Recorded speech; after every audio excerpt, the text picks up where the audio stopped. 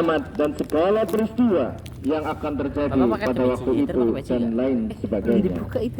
Tujuan dari mempelajari ilmu tauhid adalah agar manusia tidak menyekutukan Allah Subhanahu wa taala dalam setiap kehidupannya.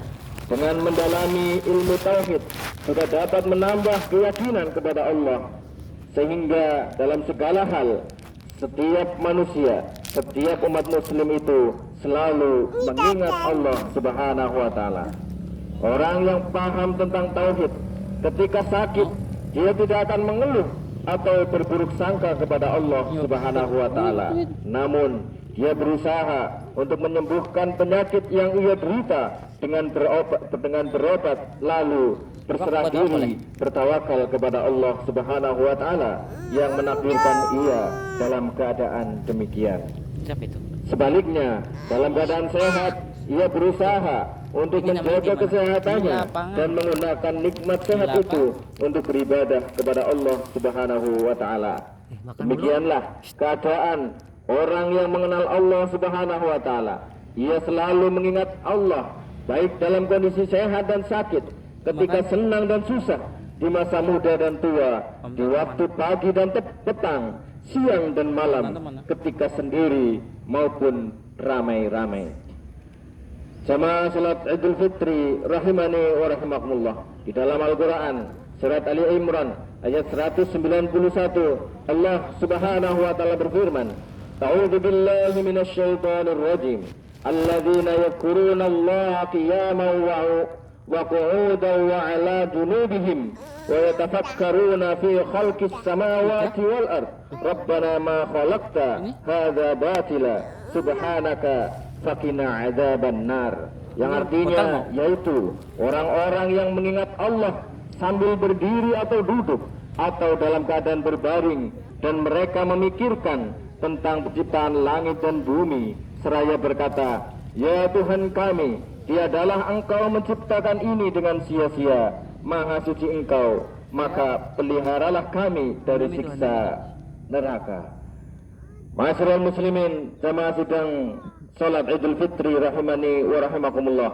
Oleh karena itu, mempelajari ilmu tauhid merupakan suatu kewajiban yang dibebankan kepada setiap muslim dan muslimah yang sudah mukallaf atau dewasa, berakal dan sehat.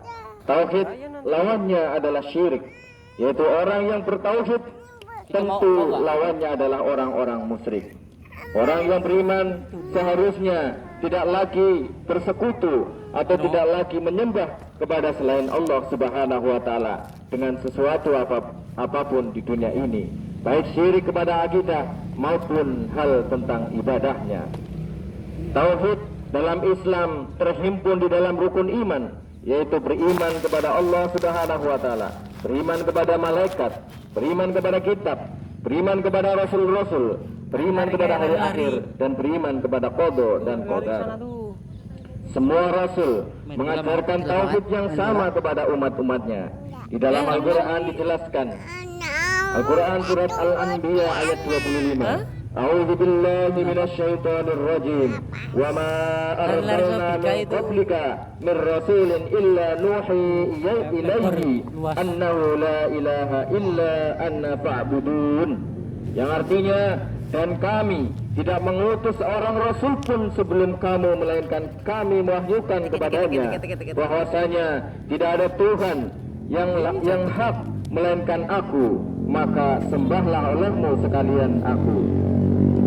Ma'asyiral muslimin yang berbahagia, di dalam sejarah Nabi Muhammad sallallahu alaihi wasallam, beliau diangkat menjadi rasul ketika berumur 40 tahun.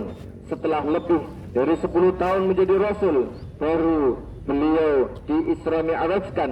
Barulah setelah Isra Mi'raj diturunkan perintah dalam melakukan ibadah.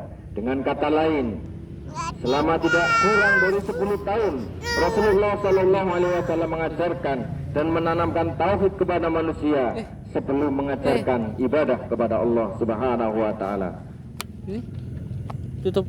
Dikatakan inna al asla wal asasa huwa ma'rifatul ma'budi qabla al ibadati wa dhalika haqiqatu ma'na syahadah.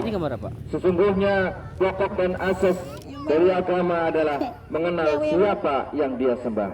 Dengan demikian, akidah adalah hal yang mendasar dalam kehidupan beragama yang wajib kita jaga dari penyimpangan dan penyelewengan. Allahu Akbar, Allahu Akbar, walillahil hamd. Kaum muslimin dan muslimat yang berbahagia, di hari yang mulia ini jangan kemudian kita lupa bahwa umat Islam di belahan dunia merayakan hari kemenangan yang begitu agung ini. Umat Islam adalah laksana satu jasad yang harus saling merasakan kebahagiaan atau kesusahan dan tolong menolong. Nabi Sallallahu Alaihi Wasallam bersabda, al muslimu akhul muslim, la yadlimuhu, wa la yakhdhuluhu, wa la yahqiruhu. Yang artinya seorang muslim adalah saudara muslim lainnya. Dia tidak menzaliminya dan tidak mentelatarkannya dan tidak merendahkannya. Dengan demikian sesungguhnya ukhuwah Islamiyah merupakan tanda kekuatan kemuliaan bagi umat Islam.